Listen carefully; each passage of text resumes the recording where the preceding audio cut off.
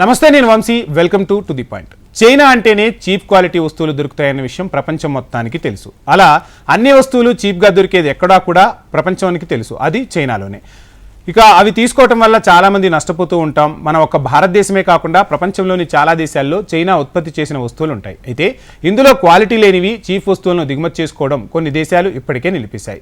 ఇక భారత్లో సరిహద్దుల్లో తరచూ కవ్వింపు చర్యలకు పాల్పడుతున్న డ్రాగన్ చైనాతో వాణిజ్య ఒప్పందాలను భారత్ తగ్గించేసుకుంది. వస్తువుల కోసం ఆ దేశం మీద ఆధారపడకుండా భారత్ దిగుమతులను తగ్గించుకుంది. ఈ క్రమంలోనే గతంలో చైనా నుంచి వచ్చే వెల్లుల్లి దిగుమతిని కేంద్ర సర్కార్ నిషేధించింది. అయినా అక్రమంగా చైనా వెల్లుల్లి భారత్లోకి ప్రవేశిస్తుంది. దీనిపై నిఘా పెట్టిన మన అధికారులు హై అలర్ట్ విధించారు. కస్టమ్స్లో పోస్టులు ఏర్పాటు చేసి స్నీపర్ డ్యాగ్స్ను కూడా రంగంలోకి దించారు. దేశంలో భారీగా చైనా వెల్లుల్లి నిల్వలు దొరికిన నేపథ్యంలో అధికారులు అప్రమత్తమైనట్టు తెలుస్తుంది. చైనా నుంచి నేపాల్, బంగ్లాదేశ్ మీదుగా ఈశాన్య రాష్ట్రాలతో పాటు ఉత్తరాది రాష్ట్రాలైన బీహార్, ఉత్తరప్రదేశ్ వంటి రాష్ట్రాల్లో చైనా వెల్లుల్లి విచ్చలవిడిగా దిగుమతి అవుతున్నట్లు కస్టమ్ అధికారులు గుర్తించారు.